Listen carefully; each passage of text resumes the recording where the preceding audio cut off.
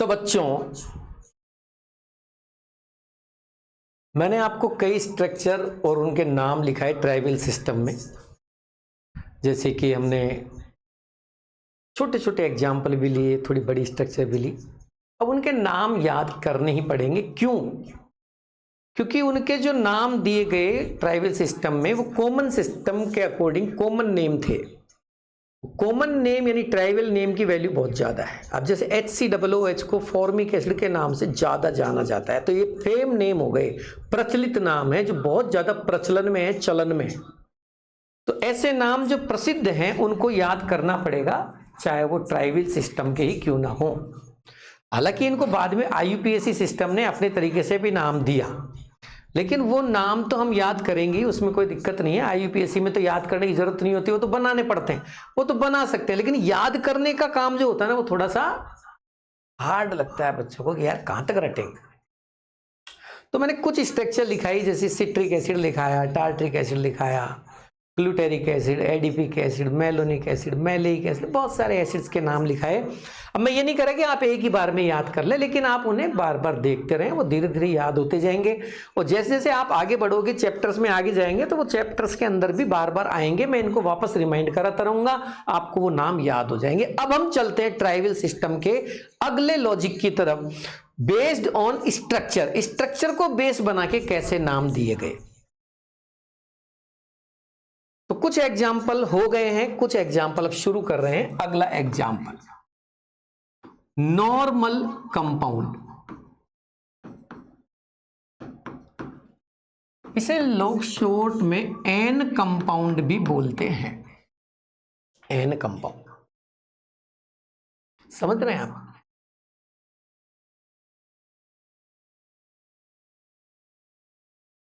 आ रही है आवाज? चलो, नॉर्मल कंपाउंड कह दो चाहे एन कंपाउंड कह दो, ट्राइबल सिस्टम ने किन कंपाउंड को नॉर्मल कंपाउंड कहा? बेस्ड ऑन स्ट्रक्चर पे चल रहे हैं हम, कैसी स्ट्रक्चर होनी चाहिए कि वो नॉर्मल कहलाएंगे। तो ट्राइबल सिस्टम कहता है straight chain compounds. Straight chain का मतलब मेरा यहां without any side chain, without any side chain, कोई साइड चेन नहीं होनी चाहिए, side chain are called normal compound. अब देखो कितनी सी सिंपल सी डेफिनेशन है। स्ट्रेट चेन कार्बनिक कंपाउंड को नॉर्मल कंपाउंड बोला जाएगा, ये ट्राइबल सिस्टम ने कहा। अब ध्यान दें, ट्राइबल सिस्टम में जो रूल्स रेगुलेशन बनाए गए थे, वो उस टाइम जितने कंपाउंड एग्जिस्ट थे, जितने कंपाउंड डिस्कवर हो गए थे, इन्वेंट किए जा चुके थे, उन्हीं को बेस बनाकर बनाए गए थे। तो ये जो लॉजिक, ये रूल, ये जो कॉन्सेप्ट है, ये उस टाइम जो प्रचलित कंपाउंड थे, खोजे जा चुके थे, उन्हीं पर लागू होते हैं। जो उस टाइम नहीं थे उन पे लागू नहीं होंगे। अरे भाई, सारे नाम अगर ट्राइबल सिस्टम दे देती तो तुमको IUPAC तक जाने की क्या जरूरत पड़ती? तो ये ड्रॉबैक है, ये तो कमियां हैं ट्राइबल सिस्टम की, कि पूरे नाम नहीं बना पाई, सबके नाम नहीं दे पाई, सबके नॉमेनक्लेचर ये कर देती तो भैया कोई पागल है जो नया सिस्टम लेके आता। कमियां तो थी ना उसमें, लेकिन उसके बावजूद भी वो याद तो करनी पड़ेगी, क्योंकि नीट में और जेईई में पूछे तो जाते हैं। और भले ही नीट जेईई में पूछे जाएं या ना पूछे जाएं, हमें किताब पढ़ने के लिए भी ये नाम याद होने चाहिए। क्यों? क्योंकि बुक्स के अंदर मैक्सिमम नेम्स जो हैं वो आप देखना ट्राइवियल वाले ही यूज किए गए। आप खुद ही बताइए, आप HCOOH को मेथेनोइक एसिड नहीं बोलते, फॉर्मिक एसिड ही ज्यादातर बोलते हैं। CH3COOH को आप ज्यादातर एसिटिक एसिड के नाम से जानते हैं लोग, एथेनोइक एसिड के नाम से बहुत कम बोला जाता है। तो कुछ नाम जैसे C2H5OH, इसको इथाइल एल्कोहल बोलते हैं, एथेनॉल के नाम से लोग इतना नहीं जानते। CH3 CHOH COOH lactic acid का नाम लैक्टिक एसिड ही बोला जाता है, 2 हाइड्रोक्सी प्रोपेनोइक एसिड के नाम से कोई नहीं जानता। यानी कि जो नाम प्रचलित है उन्हीं का यूज किया जाता है। जैसे आपने देखा है गांव में कोई बच्चा पैदा हो गया, किसी गांव में घर में बच्चा पैदा हो गया, बच्चा पैदा हुआ, बच्चा थोड़ा बड़ा हो, पैदा होते बच्चे का नामकरण कर दिया गांव वालों ने, घर वालों ने खुद नहीं कर दिया। काला था, कालू नाम रख दिया उसका। भाई साहब धीरे धीरे धीरे धीरे कालू घूमता रहा गांव में, भागता रहा, कूदता रहा, नाम कालू भाई पड़ गया उसका। स्कूल में एडमिशन कराया, कालू नाम अच्छा नहीं लगा तो कैलाश नाम रख दिया। तो Kailash is the IUPAC name, Kalu is the tribal name. अब पूरा गांव के लोग उसको जानते तो कालू के ही नाम से, हालांकि सही नाम उसका कालू नहीं है, कैलाश है। IUPAC नाम तो उसका कैलाश है, जो रूल्स रेगुलेशंस के आधार पर पंडित को बुला के नामकरण निकलवा के तब जाके किया गया। स्कूल के डॉक्यूमेंट्स में भी उसका नाम कैलाश है, लेकिन उसको लोग कालू के नाम से जानते हैं। भले ही वो नाम गलत है कालू, लेकिन फिर भी कालू नाम ज्यादा चलता है कैलाश से। यही डिफरेंस है ट्राइबल नेम और IUPAC नेम में। IUPAC नेम भले ही सही है, लेकिन ट्राइबल नेम गलत होने के बावजूद भी प्रचलित हो गया, इसलिए सही माना जाता है, याद रखना पड़ता है। N कंपाउंड कार्बन की सीधी सीधी चेन के कंपाउंड N कंपाउंड होंगे। अब जैसे मैंने 4 कार्बन की चेन बना दी, CH3 CH2 CH2 CH3। मैं इसको ऐसे भी बना सकता हूं, CH3 CH2 CH2 CH3। मैं इसे ऐसे भी बना सकता हूं, CH2 CH2 CH3 CH3। ये सब स्ट्रेट चेन ही मानी जाएगी, सबका नाम होगा N butane. N butane, N butane, ये एक ही बात है, स्ट्रेट चेन मानी जाएगी। साइड चेन नहीं होनी चाहिए, डिजाइन भले ही कैसी भी हो। अगर मैं 4 कार्बन ऐसे बना देता, CH3 CH CH3 CH3, अब ये N ब्यूटेन नहीं माना जाएगा। ये कह रही है ये सिस्टम कि नॉर्मल तब, अब जबकि फॉर्मूला सबका वो ये C4H10, चेक कर लो सब C4H10, लेकिन ये एक ही बात है, लेकिन ये अलग बात है, ये नॉर्मल में नहीं आएगा। साइड चेन का मतलब है कि एक कार्बन की मेन और प्रिंसिपल चेन को छोड़ के जो साइड में बीच में कहीं इधर उधर लटका हुआ हो, वो साइड चेन मानी जाती। ये साइड चेन हो गई। ये साइड चेन नहीं है तो पूरी की पूरी एक चेन है, देखो पूरी की पूरी एक चेन है, ये पूरी की पूरी एक चेन मानी जाएगी, इसको साइड चेन नहीं कहते। ये साइड चेन नहीं है इनमें, ये नॉर्मल है। एल्केन की सीरीज की अगर बात करें तो एल्केन का सबसे पहला मेंबर मीथेन होता है, दूसरा मेंबर इथेन होता है, तीसरा मेंबर प्रोपेन होता है, लेकिन चौथा मेंबर आते ही प्रॉब्लम हो जाती, क्योंकि चौथा मेंबर ऐसे भी बन सकता है और चौथा मेंबर ऐसे भी बन सकता है। अब ट्राइवेल के सामने यहां समस्या नहीं आई, यहां नहीं आई, यहां नहीं आई। आप 3 कार्बन को कैसे लिख दो, ऐसे ही बनेगा वो। आप चाहो तो ऐसे लिख दो कि सर मैं ऐसे कर दूं इसको, हाँ तब भी वो सीधी चेन ही है, पकड़ के खींचो देखो सीधी चेन बनेगी। इसमें साइड चेन नहीं आ सकती इन तीनों में, इसलिए इनके साथ नॉर्मल नहीं लगाया गया। ये मीथेन है, ये इथेन है, ये प्रोपेन है। लेकिन जैसे ही मैं ब्यूटेन पे गया, अब मेरे सामने समस्या आ गई। मेरे क्या ट्राइवेल के सामने समस्या आ गई कि ये भी ब्यूटेन, ये भी ब्यूटेन, ये भी 4, ये भी 4 कार्बन, ये भी C4H10, ये भी C4H10। अब इन दोनों को अलग अलग नाम देना पड़ेगा, क्योंकि दोनों अलग अलग कंपाउंड है, अलग अलग प्रॉपर्टीज है, अलग अलग स्ट्रक्चर है, इसलिए यहां से प्रीफिक्स चालू हुआ। इसको नाम दे दिया गया नॉर्मल ब्यूटेन और इसको नाम दे दिया गया आइसोब्यूटेन। तो भैया आपसे कोई पूछ ले सबसे छोटा नॉर्मल एल्केन कितने कार्बन का होता है, तो आप कहना सबसे छोटी नॉर्मल एल्केन जो होती है वो 4 कार्बन की होती है, एल्केन।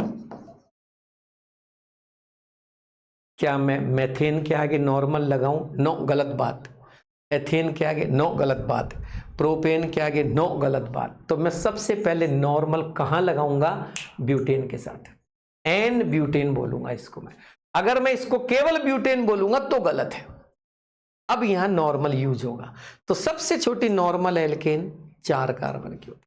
अब 5 कार्बन की बनानी है मुझे, तो 5 की देखो, मैं एक तो ऐसे 5 की बना सकता हूं, एक मैं ऐसे भी 5 की बना सकता हूं, एक मैं ऐसे भी 5 की बना सकता हूं। ये सब 5 की है, सबका फॉर्मूला C5H12 है, लेकिन इनमें से नॉर्मल बस ऊपर ही ऊपर वाली है, इसलिए इसका नाम पड़ेगा नॉर्मल पेंटेन। वैसे इसको आइसोपेंटेन कहते हैं, आइसो, इसको नियोपेंटेन कहते हैं। ये क्या होते हैं ये बाद में देखेंगे, हाल फिलहाल मेरा मकसद केवल नॉर्मल समझाना है। ये है नॉर्मल। तो सबसे छोटी नॉर्मल एल्केन कितने कार्बन की? 4 कार्बन की। जैसे मान लीजिए मेरे सामने एसिड है, ये हो गया फॉर्मिक एसिड, ये हो गया एसिटिक एसिड, है ना। फॉर्मिक एसिड बोला इसको ट्राइवियल वालों ने, इसको ट्राइवियल ने एसिटिक एसिड बोला। ये है CH3CH2COOH, इसको प्रोपियोनिक एसिड बोला, प्रोपियोनिक एसिड। CH3CH2CH2COOH, CH3CHCH3COOH। अब देखो गड़बड़ हो गई, यहां से गड़बड़ हो गई। ये फॉर्मिक एसिड ठीक है, ये एसिटिक एसिड ठीक है, ये प्रोपियोनिक एसिड ठीक है, लेकिन 4 कार्बन आते ही अभी अलग अलग हो गए। इसलिए ऊपर वाले को तो नाम दिया गया नॉर्मल ब्यूटायरिक एसिड, और इसको नाम दिया गया आइसोब्यूटायरिक एसिड। तो नॉर्मल की शुरुआत कहां से हुई? 4 कार्बन के एसिड से। समझ में आ रहा है? अब समझना,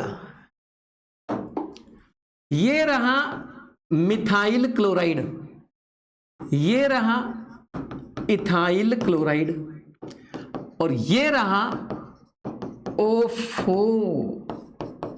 अब फंस गई ट्राइवियल,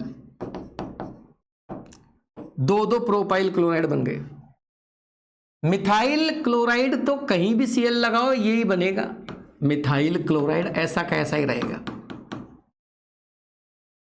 क्लोराइड। अब Cl को इधर लगाओ चाहे इधर लगाओ वो ही बनेगा, एक ही डिजाइन, नाम इथाइल क्लोराइड।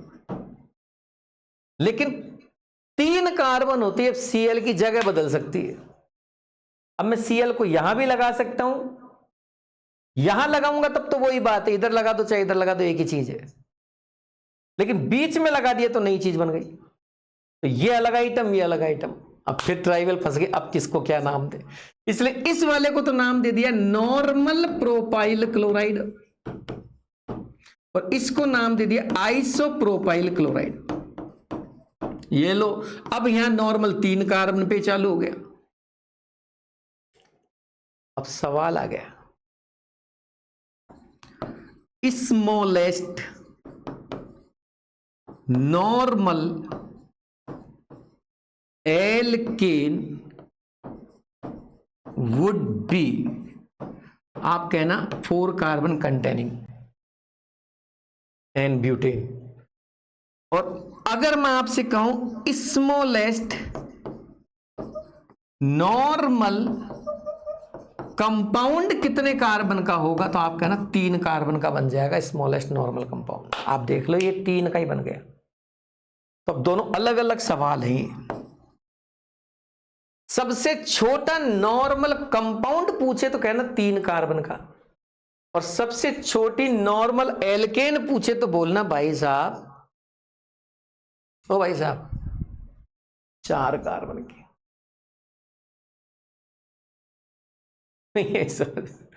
सबसे छोटा नॉर्मल एल्केन पूछेगा तो क्या बोलेंगे आप? 3 कार्बन का, सॉरी 4 कार्बन की। और सबसे छोटा नॉर्मल कंपाउंड का मतलब वो कह रहा है कि कोई भी कंपाउंड नॉर्मल अगर मुझे बनाना है तो कितने का बना सकता हूं? भैया 3 से कम का नहीं बना सकते। कंपाउंड तो 3 का बना सकते हो, लेकिन अगर पर्टिकुलर एल्केन सीरीज की बात करो तो एल्केन में आपको 4 कार्बन चाहिए नॉर्मल प्रीफिक्स लगाने के लिए। इस तरह से नॉर्मल, आइसो और नियो, ये 3 प्रीफिक्स बनाए गए ट्राइवल सिस्टम के द्वारा, वो भी स्ट्रक्चर को बेस बनाकर, कि डिजाइन देखकर कि ऐसी डिजाइन हो तो नियो, ऐसी डिजाइन हो तो आइसो, ऐसी डिजाइन हो तो नॉर्मल प्रीफिक्स का यूज करना है। इस तरह से 3 प्रीफिक्स उन्होंने स्ट्रक्चर के बेस पर दिए। पहला चल रहा था हमारा नॉर्मल, और एग्जाम्पल करते हैं इसके।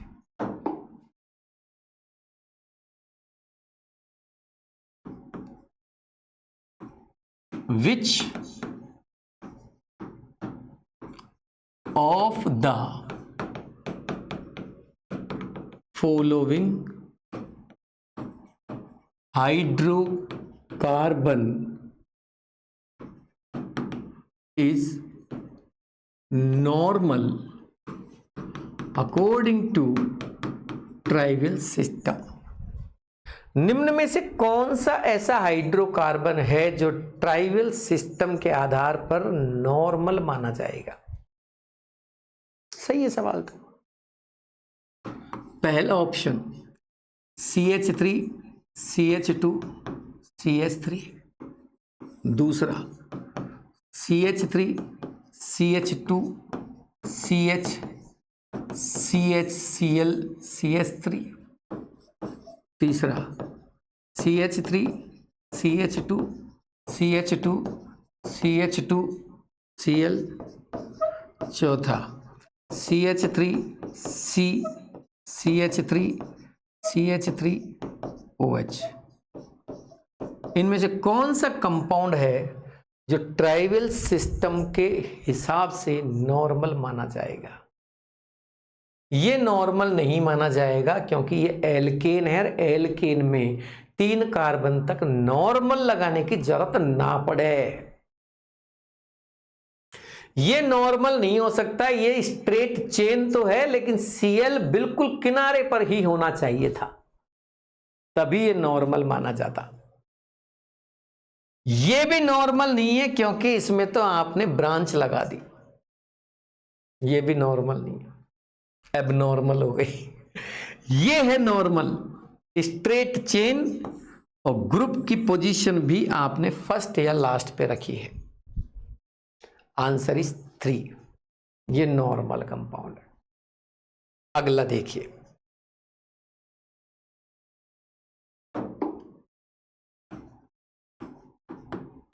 विच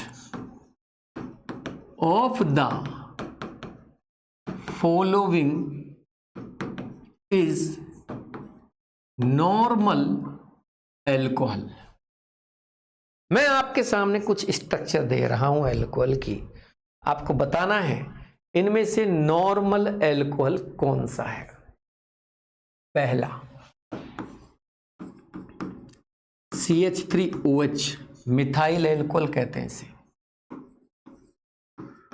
CH3CH2OH, इसे इथाइल एल्कोहल कहते हैं। CH3CH2CH2OH, इसे प्रोपाइल एल्कोहल कहते हैं। CH3CHOH CH3, इसे भी प्रोपाइल एल्कोहल कहते हैं। 3 कार्बन है। मैं जानना चाहता हूं अपने बालकों से, इनमें से नॉर्मल प्रोपाइल एल्कोहल कौन सा है, सॉरी नॉर्मल एल्कोहल कौन सा है?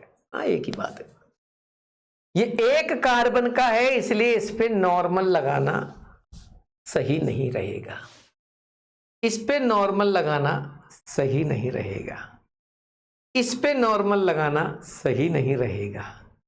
यही है जो नॉर्मल है, बाकी सब एबनॉर्मल है। बोलो बेटा, समझ में आ रही है कि नहीं आ रही बात है? ओ बबलू, आ रही कि नहीं आ रही समझ? आगे क्वेश्चन नेक्स्ट।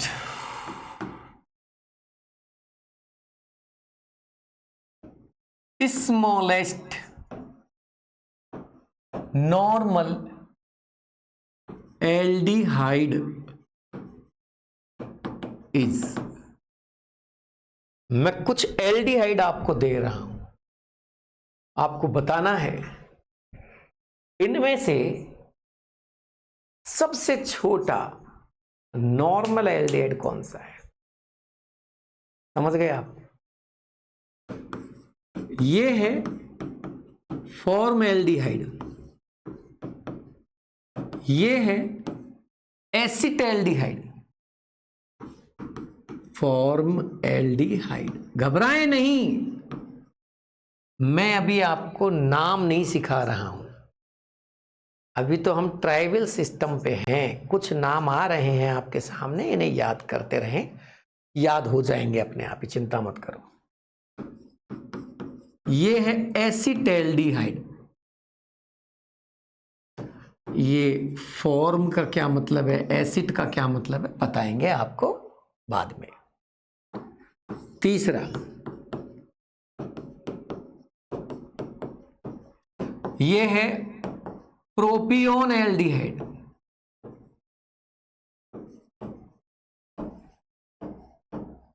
प्रोपियोन एल्डिहाइड।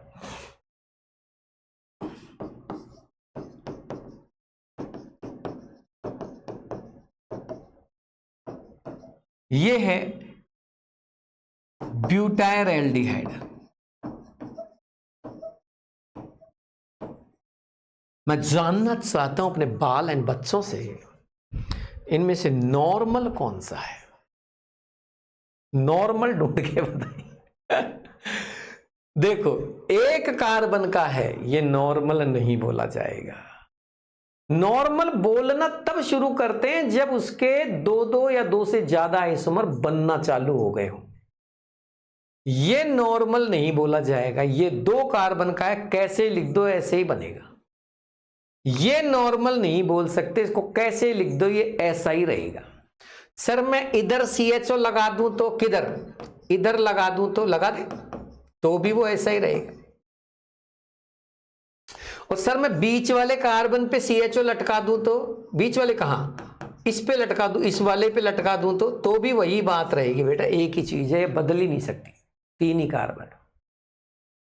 लेकिन ये जो है ना, ये बदल सकता है, इसका एक और आइसोमर बन सकता है सेम मॉलिक्यूलर फॉर्मूला पे।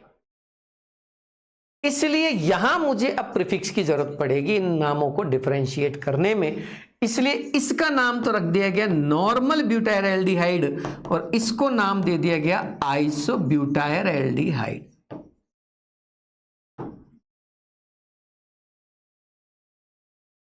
आप समझ गए होंगे नॉर्मल क्या होता है, आइसो क्या होता है, समझ तो गए होंगे आप, है जी? अरे समझ तो गए होंगे ना आप। अगला सवाल, तैयार हैं?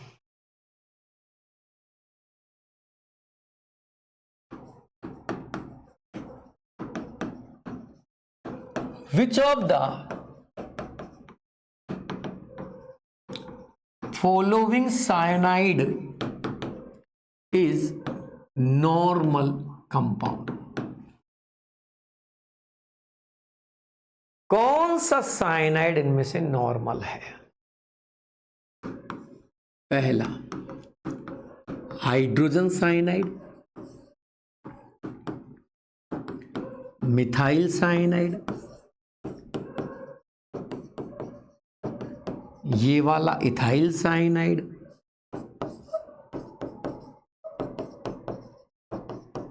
या ये वाला साइनाइड। कौन सा साइनाइड है जिसे मैं नॉर्मल कह सकता हूं? ये एक कार्बन का है, इसे नॉर्मल ना कहा जाए, इसे भी नहीं कह सकते, इसे भी नहीं कह सकते, बस ये है जिसे हम नॉर्मल कह सकते हैं, क्योंकि इनको हम बदल नहीं सकते, लेकिन इसकी एक और डिजाइन बनाई जा सकती थी। इसलिए भाई साहब यहां हमें लगाना ही पड़ेगा नाम के साथ एन को यूज करना ही पड़ेगा और कोई तरीका नहीं है तुम्हारे पास। किसी बालक को कोई दिक्कत है तो बताइए, है? ओ बबली, कोई दिक्कत किसी बच्चे को? आगे चलें। अब अगला सवाल है मेरा। देखो, अपन हर टॉपिक के साथ सवाल भी खत्म कर रहे हैं ताकि वो टॉपिक जड़ से खत्म हो जाए। अरे, आपको टॉपिक भी करना है और उसके साथ क्वेश्चंस भी। कोई भी टॉपिक, कोई भी कॉन्सेप्ट तभी स्ट्रांग होता है जब उसको 2-5 सवालों के साथ कर लिया जाए। सवाल इसीलिए जरूरी है, तभी तो कहते हैं एप्लीकेशंस को अप्लाई करके देखेंगे ना, तब जाके एप्लीकेशंस याद रहेंगे। तो अप्लाई भी तो कर रहे हैं ना अपन। अगला सवाल, आपको बताना है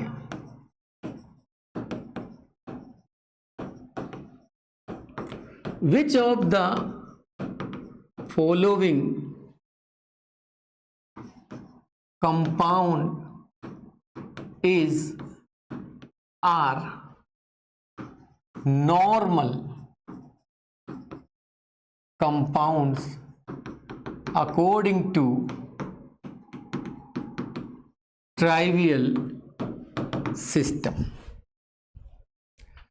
मैं यहां कुछ कंपाउंड की स्ट्रक्चर बनाऊंगा, आपको यह सेलेक्ट करना है कि उनमें कौन तो नॉर्मल है और कौन नहीं। जो जो नॉर्मल है उन पे राइट का टिक लगा देना और जो नहीं है उन पे मत लगाना। मतलब जितने भी नॉर्मल कंपाउंड है उनको गिन के बताना मुझे क्योंकि जेई के पेपर में या नीट के पेपर में नंबर भी पूछे जाते हैं कि काउंट करके बताओ कितने हैं इसमें। वैसे जेई के पेपर जैसे मान लो 0 to 9 इंटीजर टाइप क्वेश्चन आते हैं तो नंबर बताने पड़ते हैं, संख्या बतानी पड़ती है ना, इसलिए बता रहा हूं आपको। तो याद करो कैसे बताना है। मैं कुछ स्ट्रक्चर बना रहा हूं देखना इसमें से नॉर्मल कौन कौन सी है। आर यू रेडी मेरा बबलू?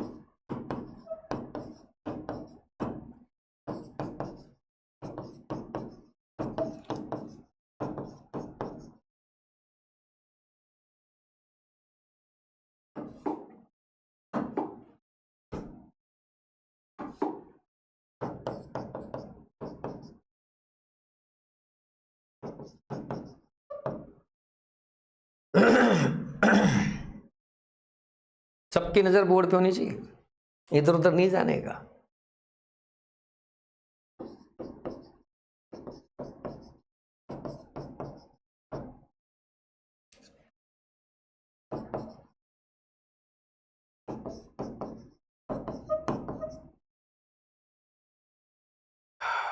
और ले लो एक आध यार।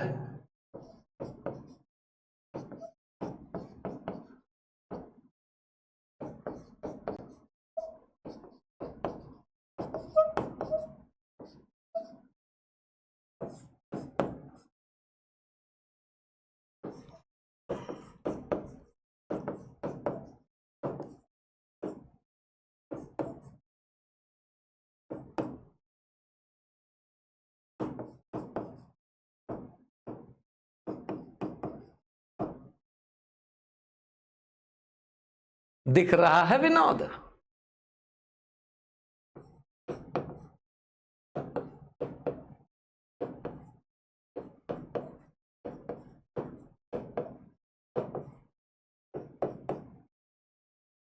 चलो,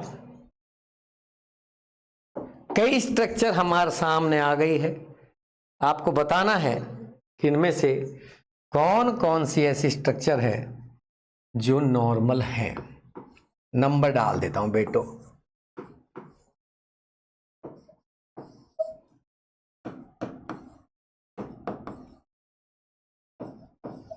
अब बताना, टोटल मैंने 11 स्ट्रक्चर्स दिए हैं। 1 2 3 4 5 6 7 8 9 10 11। आप इनमें से गिन के बताओ कितनी स्ट्रक्चर नॉर्मल स्ट्रक्चर्स मानी जाएगी। आ जाओ, फटाफट फटाफट कर डालते, फटाफट फटाफट। पहली नॉर्मल है, एक तरफ से CN एक तरफ से CSC को पकड़ के सीधा करो, हो जाएगी सीधी, नॉर्मल है। ये नहीं है नॉर्मल, तो जो नहीं है उसको क्रॉस कर दो। तीसरी नॉर्मल नहीं है, चौथी नॉर्मल नहीं है, साइड चेन आ गई। पांचवी नॉर्मल नहीं है, छठी नॉर्मल है, देख लो बबुआ। सातवीं नॉर्मल है, आठवीं नॉर्मल नहीं है, नवीं नॉर्मल